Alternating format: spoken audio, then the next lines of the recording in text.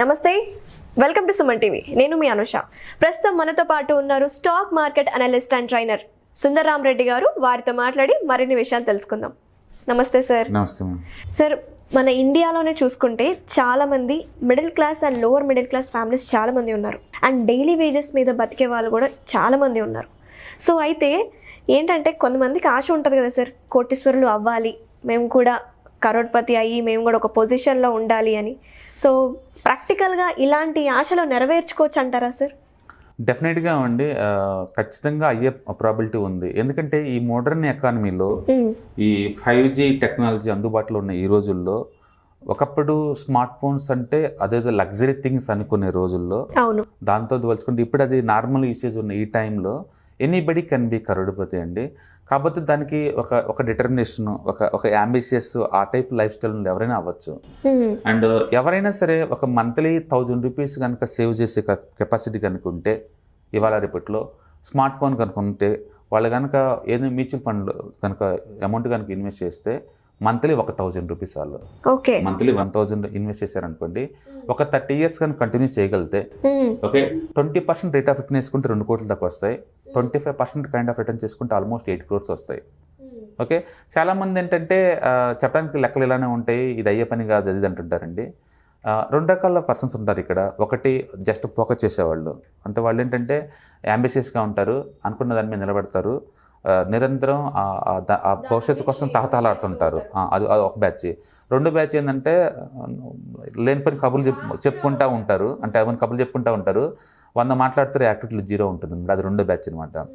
ఎవరైతే నిజంగా మంత్లీ 1000 రూపాయలు సంపాదించి కమిట్మెంట్ ఇచ్చేసి నెక్స్ట్ 30 ఇయర్స్ కనుక ఇవ్వగలిగితే కనుక, ఇప్పుడు ఇండియాలో ఉన్న ఎకానమిక్ కండిషన్స్కి anybody can be crorepati. Okay, అందులో ఆగటానికి లేకుండా అడ్డుకోవడానికి ఏం లేదు. ఎందుకంటే ఇండియాలో 50 మ్యూచువల్ ఫండ్ కంపెనీస్ ఉన్నాయి, ఏఎంసీ కంపెనీస్. వాళ్ళు దగ్గర 10,000 రకాల స్కీమ్స్ రన్ చేస్తున్నారు, 10,000 టైప్స్ చేస్తున్నారు. ఆ 10,000 దాంట్లో పర్టికులర్గా స్మాల్ క్యాప్, మిడ్ క్యాప్ కేటగిరీలు అయితే దగ్గర 1000 డిఫరెంట్ టైప్ ఆఫ్ స్కీమ్స్ ఉంటాయి. ఓకే, మీరు ఏ ఎక్స్పర్ట్ని అడిగినా ఒక మంచి మ్యూచువల్ ఫండ్స్లో కనుక మీరు ఇన్వెస్ట్ చేస్తే, ఓకే, మీరు చేయాల్సింది ఏం లేదు, ఎవ్రీ మంత్ కట్టింగ్ 1000 పెట్టుకుంటే చాలు. అంటే కొంతమంది భయపడుతూ ఉంటారు సార్, రిస్క్ ఇది మ్యూచువల్ ఫండ్స్ అంటే. నేను అనేది అదే, నాలెడ్జ్ పెంచుకోలేకపోవటం రిస్క్. అవును, నాలెడ్జ్ పెంచుకోలేకపోవటం రిస్క్. అవును, ఆ type mentality not only poor people, rich పీపుల్లో కూడా ఉంటారు. గోల్డ్ బాండ్స్ ఉన్నాయి అనుకోండి, ఈ అమితాబ్ బచ్చన్ లేకపోతే టాటా చైర్మన్ వీళ్ళు పెట్టరని మీరు అనుకుంటున్నారా? అలాంటి వీళ్ళు దీంట్లో పెడతారనుకుంటున్నావా? లేదా ఫిక్స్డ్ డిపాజిట్ అనుకోండి, ముఖేష్ అంబానీ లేదా అదాన్ని వాళ్ళు పెడతారనుకుంటున్నారు, దాన్ని పెడతారు. రిచ్ వాళ్ళు ఎవరు పెట్టరండి. రిచ్ వాళ్ళు ఎప్పుడు కూడా తక్కువ రేటుకి వచ్చే వాటిని వడ్డీకి తీసుకొని ఎక్కువ రేట్ ఆఫ్ రిటర్న్ జనరేట్ చేస్తూ ఉంటారు. అంటే రిస్క్ తీసుకోవటం అనేది వాళ్ళ ప్రొఫైల్లోనే ఉంది, అందుకే వాళ్ళు ఎంటర్ప్రినర్ అయ్యారు. ఓకే, సేఫ్టీ కంటే వెళ్ళిపోయి ఏం రాదండి. బ్యాంకులో పెడితే ఏమొచ్చింది, 6-7% వస్తుంది. మీరు మాట్లాడే సేఫ్టీ గురించి అంతే కదా. నువ్వు సేఫ్టీకి థింక్ చేస్తే ఎప్పటికి నువ్వు కరోడ్పతి అవ్వలేవు, మీరు అవ్వలేరు. నెలకు 2,000 రూపాయలు సంపాదించుకుని ఎప్పుడు రిచ్ అవ్వలేవు. ఆ థాట్ కూడా నీకు వద్దు. అది మీరు నిజంగా రిచ్ అవ్వాలంటే 1000 రూపాయలు మిగిలించాలి అంతే. అంటే ఎర్న్ చేయటం, సేవ్ చేయటం, ఇన్వెస్ట్ చేయటం, ఈ 3 నేర్చుకోవాలి. ఎంతకాలం నేర్చుకోకుండా ఉంటారు లైఫ్ ఎదగరంగా? ఇవాళ రేపట్లో యూట్యూబ్ వచ్చిన తర్వాత, ఫ్రీ కంటెంట్ ఇంత డెవలప్ అయిన తర్వాత కూడా ఇంకా నీకు ఎదగాలనే థాట్ లేకపోవటం, స్టాక్ మార్కెట్ అంటే రిస్క్ అనేది ఇంకా ఆ పోకళ్ళలోనే ఉంటాం. మరి ఎప్పుడవుతారు రిచ్? ఇంకా మీకున్న ఆప్షన్స్ ఏంటి? ఇంకా అందుకని అది రిస్క్ అనే బదులు ట్రై చేయండి, టెస్ట్ చేయండి, ఫెయిల్ అవ్వండి, ఫిక్స్ అవ్వండి, మళ్ళీ ట్రయల్ చేయండి, ముందు పోండి. అది లైఫ్ ఫిలాసఫీ. అంతేగాని రిస్క్ అనుకుంటే అంతే కూర్చొని ఏట్లో ఇన్వెస్ట్ చేయకుండా అంతే కూర్చున్నారు అనుకోండి, ఆ జనరేషన్ కాదు, నెక్స్ట్ 10 జనరేషన్ అంతే వెళ్ళిపోతారు, అయిపోతుంది. అందుకని రిస్క్ వదిలే బదులు ఒరిజినల్గా మ్యూచువల్ ఫండ్లో ఎంత వస్తుంది అమౌంట్, నేను హ్యాండిల్ చేయగలుగుతానా, లేదా ఇంకేదైనా నాలెడ్జ్ ఇంప్రూవ్ చేసుకోనా, అట్లా ఇంప్రూవ్ చేసుకొని మంత్లీ కనుక 1000 పెడితే ఎనీబడి కెన్ బి కరోడ్పతి. అందులో ఎక్స్ట్రాడినరీ థాట్ ఏం లేదండి, అది anybody can make the money. జనాలకు ఎలా చెప్తే అర్థం అవుద్ది అంటే, నెలకి 1000 పెట్టండి, నీకు ఈజీగా ఒక 20 ఇయర్స్లో 1 కోటి 2 కోట్లు అలా వచ్చే ఛాన్స్ ఉంది, లేదా 30 ఇయర్స్లో 2 కోట్లు వచ్చే ఛాన్స్ ఉందని చెప్తే అలా అర్థం కాదు.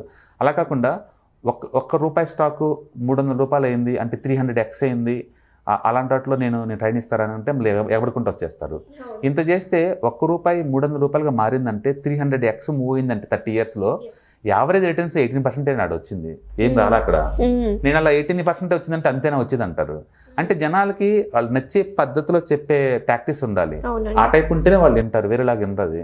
బట్ బిలీవ్ మీ, నీకు 20% ప్రయాణం, 20 నుంచి 25% ప్రయాణం వచ్చే అసెట్లో మీరు పెడితే నెలకు 1000 రూపాయలు, ఏ అసెట్ అయినా సరే మీ ఇష్టం, అది మ్యూచువల్ ఫండ్స్ కావచ్చు, ఈటీఎఫ్స్ కావచ్చు, ఇంకేదన్నా వాళ్ళకి అవైలబిలిటీ ఏమి ఉండవు మిగతా చెప్పాలంటే. మిగతా ఎందుకంటే 1000 రూపీస్ తోటి ఎక్కడ పెట్టలేరు వాళ్ళు. 1000 రూపీస్ తోటి బెస్ట్ మార్కెట్, బెస్ట్ ఏంటంటే మ్యూచువల్ ఫండే బెస్ట్ వాళ్ళకి.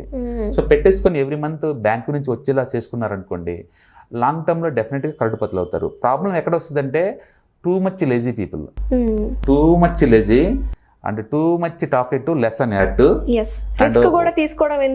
ఇష్టం ఉండదు. వాటి దగ్గర 100 రీజన్స్ ఉంటాయి ఆ పని ఎందుకు చేయలేదు అంటే. ఒక్క రీజన్ కూడా, ఎందుకు ట్రై చేయలేదు అంటే ఒక్క రీజన్ కూడా ఉండదు వాళ్ళ దగ్గర.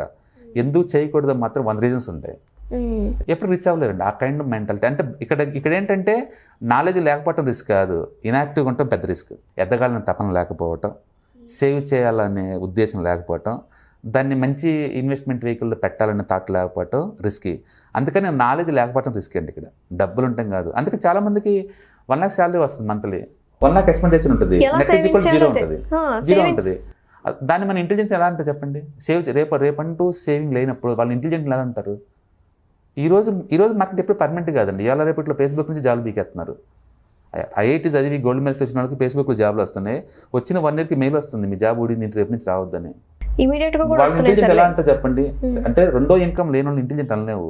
ఇంటెలిజెన్స్ అంటే ఏంటంటే రేపంటూ ఒక ఐడియా ఉంటుంది, మల్టిపుల్ ఇన్కమ్ స్ట్రీమ్స్ ఉంటాయి వాళ్ళకి, మన అసెట్స్ని ఎలా మేనేజ్ చేయాలి ఐడియా ఉంటుంది. కాబట్టి మిడిల్ క్లాస్ అయినా, లోవర్ మిడిల్ క్లాస్ అయినా, అప్పర్ మిడిల్ క్లాస్ అయినా ప్రతి ఒక్కళ్ళు కూడా ప్యాసివ్ ఇన్కమ్ జనరేట్ చేయడానికి ప్లాన్ చేసుకోవాలి. దాని రూట్ ఎక్కడ వచ్చిందంటే ఫస్ట్ మనీ సంపాదించండి, ఎంతో కొంత సేవ్ చేయండి, దాన్ని ఇన్వెస్ట్ చేయండి. నువ్వు చెప్పేది లోవర్ మిడిల్ క్లాస్ కాబట్టి వాళ్ళకి పెద్ద మొత్తంలో పోకోవాలంటే చాలా టఫ్. మంత్లీ మంత్లీ 20,000 అలా రావచ్చు, 15,000. అందుకని అంటుంది 1,000 2,000 అది ఉంటే ఆ అమౌంట్ కనుక మ్యూచువల్ ఫండ్ లాంటి వెహికల్స్ కనుక ఇన్వెస్ట్ చేస్తే ఎవ్రీ మంత్ అండ్ ఒక 20 to 30 years టైం ఇవ్వగలిగితే డెఫినెట్గా క్రోర్స్ వస్తాయి లాంగ్ టర్మ్ పాయింట్ ఆఫ్ లో. అందుకని కరోడుపతి కాకూడదు అనే థాట్ రాపటం పాపం అండి. వస్తే మంచిది, అది హ్యూమన్ బీయింగ్ యాక్చువల్గా అది రావాలి. డెడికేటెడ్ గా ఫోకస్డ్ గా ఉండి వీళ్ళు ప్రాక్టికల్ గా ఇది లైఫ్ లో డిసిప్లిన్ చాలా ఇంపార్టెంట్ అండి. అది లేకపోతే ఏది రాదు. అది ఆ మైండ్ సెట్ లో అది కనుక ఉంటే, healthy mind set, growth mind set అయితే డెఫినెట్గా సేవ్ చేయాలి, ఇన్వెస్ట్ చేయాలి. వచ్చిన అమౌంట్ అంతా వచ్చేసి ఈవెన్ బెగ్గర్ కన్నా మేక్ ద మనీ. ఈ రోజుల్లో anybody can make the money నేను అంటుంది అది. ఎందుకంటే ఎకానమీ అంత అలాంటి ఆపర్చునిటీ బోల్డ్ అని ఇచ్చింది. ఎకానమీ బోల్డ్ అని ఆపర్చునిటీ ఇచ్చేసింది ఇవాళ రేపట్లో. Anybody can make money. ఇక్కడ అదేం లేదు. మీరు చదవాలి, డిగ్రీ పీజీలు ఏం అవసరం లేదండి. మీరు బయటకు వెళ్ళి అలా బొండాలు తీసుకెళ్ళి 4 రోడ్డు మీద పెట్టేసుకుని అమ్మేసుకొని నీకు మనీ వస్తుంది. టీ ఇంట్లో పెట్టుకొని ప్లస్లో తీసుకెళ్ళి ఇచ్చినా నీకు మనీ వస్తుంది. అండ్ ఏదైనా టైపింగ్ చేయడం వచ్చినా మనీ వస్తుంది, మంచిగా మాట్లాడటం వచ్చినా మనీ వస్తుంది. సింగింగ్, డాన్సింగ్, లిజనింగ్, కరాటే, ఎందులో లేదు మనీ చెప్పండి. మీకు సంపాదించాలనే ప్యాషన్ అనుకుంటే స్కూల్ ఏజ్లో నేర్చుకున్న ఏ హ్యాబిట్తోనే మనీ మేక్ చేసుకోవచ్చు. మీకు ఆ ఎట్టులు లేనప్పుడు ఎన్ని స్కిల్స్ ఉన్నా జీరో అది. అందుకని ఒక్కసారి మన చుట్టూ రౌండ్ చూసుకున్నాం అనుకోండి, చాలా మంది ఇన్స్పైర్ పర్సన్ దొరుకుతారు మనకి. వీళ్ళు ఎలా ఇవాళ రేపట్లో ఏం లేని కూడా 2-3 ఇళ్ళలో వర్క్ చేసుకొని నెలకి 20,000 సంపాదించుకుంటున్నారు. ఐ డోంట్ థింక్ 30,000 40,000 సంపాదిస్తాం అంటే పెద్ద స్కిల్ అని అనుకోని. ఎందుకంటే ఎనిబడి కానీ ఎర్న్ మనీ హైదరాబాద్లో ఆపర్చునిటీస్ అందరికీ అలా ఉన్నాయి. కాబట్టి గ్రోత్ మైండ్ సెట్ ఉన్నోళ్ళు మంత్లీ 1,000 రూపీస్ సేవ్ చేసినా సరే, అదెంత సాలరీ వాళ్ళైనా సరే, ఎవరైనా సరే, ఎవరైనా మంత్లీ 1,000 మినిమం నేను మినిమం చేస్తే ఒక 30 years టైం కనుక ఇస్తే, నీ జనరేషన్ కదా నెక్స్ట్ జనరేషన్ వాళ్ళకి డెఫినెట్గా కరోడుపతి చేసే ఛాన్స్ నీకు వస్తుంది. చేయొచ్చు కూడా, అది ప్రాక్టికల్ సాధ్యం. మీరు ఏం చేస్తారంటే గూగుల్లో SIPcalculator.in అని వెబ్సైట్ ఉంటుంది. మంత్లీ ఇన్వెస్ట్మెంట్ 1,000 అని మెన్షన్ చేయండి. అండ్ టైం ఒక 30 years అని మెన్షన్ చేయండి. అండ్ రేట్ ఆఫ్ రిటర్న్ ఒక 20% అలా పెట్టండి, లేదా 25% పెట్టండి. అప్పుడు మీరు రిజల్ట్ చూసుకోండి ఎంత వస్తుందో, మీకు ఐడియా జనరేట్ అవుతుంది. ఓకే, అంటే ఇండియాలో ఒక 20% మూవ్ అయ్యే మ్యూచువల్ ఫండ్స్ నేను చెప్పాను కదా thousands లో ఉన్నాయి. ఒకటి కాదు నేను చెప్పేది, ఏదో యాక్సిడెంటల్గా ఒకసారి మూవ్ అని కాదండి. ఇండియాలో బిగ్గెస్ట్ హిస్టరీ ఉన్న మ్యూచువల్ ఫండ్స్ ఏంటంటే Nippon India growth fund. 27 years నుంచి ఉంది ఫండ్. అంటే యావరేజ్ రిటర్న్స్ 22% అండి. అంటే ది బెస్ట్ కంపెనీస్ ఏంటి సార్ ఇవి? ఐలో చాలా ఉంటాయి. ఫైనాన్షియల్ రిక్వైర్మెంట్స్ మీద ఎగ్జాక్ట్లీ ఏంటి అన్నదాన్ని బట్టి మీరు చూస్ చేసుకోవచ్చు. నేను ఎగ్జాంపుల్ షేక్ చెప్తున్నాను. 27 years నుంచి ఉంది ఇండియాలో ఫండ్. అంటే యావరేజ్ రిటర్న్స్ 22% ప్రయాణం. మనం కనుక 22% per annum లెక్కేసాం అనుకోండి, అదే ఫండ్ అదే పర్ఫార్మెన్స్ కంటిన్యూ కనుక అయితే ఓకే 1,000 కూడా నీకు 2 crore అవుతుంది 30 years కల్లా, మంత్లీ 1,000 కూడా. కాబట్టి ఎవరన్నా కరోడపతి అవ్వాలని కసి ఆ గోల్ కనుక మీకు ఉంటే, అండ్ ఈ మోడర్న్ ఏజ్లో అంటే ఈ లేటెస్ట్ టెక్నాలజీ ఉన్న టైంలో చాలా ఈజీ. ఒకప్పుడు ఏంటంటే చాలా కాంప్లికేటెడ్, ఎవరిని అప్రోచ్ అవ్వాలి, ఎలా ఇన్వెస్ట్ చేయాలి, ఇవన్నీ లేదు. బట్ ఇవాళ ఇప్పుడు స్మార్ట్ ఫోన్ లేకుండా మనిషిని ఒకరు చూపించండి చూద్దాం, ఎవరు లేరండి. అందుకని స్మార్ట్ ఫోన్ ఉందంటే అన్ని మీ చేతిలో ఉన్నట్టే. అంటే గూగుల్ ఉంది, అంటే యూట్యూబ్ దాన్ని ఉంది, అన్ని యూజ్ ఉన్నాయి. చేసుకునే విధానంలో యూజ్ చేసుకునే వాళ్ళు కూడా ఉన్నారు. బట్ మన ప్రోగ్రామ్ చూసి చాలా మంది ఇన్స్పైర్ అవుతున్నారండి, ఆలోచిస్తున్నారు అండ్ ఇన్వెస్ట్ చేస్తున్నారు. అండ్ అది అలా అలా స్ప్రెడ్ అయ్యే సొసైటీలో అందరికి ఇప్పుడు ఆలోచనలు వస్తున్నాయి ఇవాళ రేపట్లో. కాబట్టి ఎవరైనా అవ్వచ్చు అని అంటుంది అదే. ఈవెన్ 500 per month కూడా పెట్టుకోవచ్చు. ఇంకా మీరు పెడతలేదు అంటే అది మీ లెజితనం. ఆ లెజితోటి 10 years 20 years 30 years లాస్ట్కి దగ్గరగా మిగిలిపోతారు ఎవరైనా సరే. అందుకని ఎర్న్ చేయటం, సేవ్ చేయటం, ఇన్వెస్ట్మెంట్ చేయటం అనేది అది కంపల్సరీ. అంటే పర్టికులర్గా ఉంటుంది. ఎందుకంటే పర్మనెంట్ జాబ్సే ఉండవండి. At the age of 60 you have to retire. ఆ టైం కల్లా నీకు బోల్డ్ అంత మనీ కావాలి లైఫ్ స్టైల్ మెయింటెనెన్స్కి. ఎక్కడి నుంచి వస్తుంది మనీ ఎర్న్ అయిపోయినప్పుడు? అప్పటికల్లా ఈ ఫండ్ ఉందనుకోండి 2 కోట్లు 3 కోట్లు, నీకు ఎవ్రీ మంత్ 2 lakh 3 lakh మళ్ళీ బ్యాక్ తెచ్చుకోవచ్చు అనమాట. అందుకని ప్రతి ఒక్కరికి ఆ థాట్ ప్రాసెస్ ఉండాలి, వాళ్ళు చేయాలి. అట్లా ఖాళీ కూర్చుంటే అట్లా కష్టం అండి. అందుకని నిరంతరం అప్డేట్ అవుతూ ఉండే ఎంతకంత నాలెడ్జ్. అంటే పర్టికులర్గా ఫైనాన్షియల్ లిటరసీ ఉండటం అనేది చాలా ఇంపార్టెంట్ ఎవరికైనా సరే. అందుకని మనీ వైజ్ వాళ్ళు పూరై ఉండొచ్చు, మైండ్ సెట్ వైజ్ కాదు, బిహేవియర్ వైజ్ కాదు. అందుకని గ్రోత్ మైండ్ సెట్ ఉన్న వాళ్ళు ఎవరైనా సరే, తక్కువ ఏజ్ ఉన్న వాళ్ళు కూడా లాంగ్ టర్మ్ పాయింట్ ఆఫ్ వ్యూలో కరోడపతి అయ్యే ఛాన్స్ ఉంది. అంటే ప్రాక్టికల్గా అది పాసిబుల్, అది నేను అంటుంది.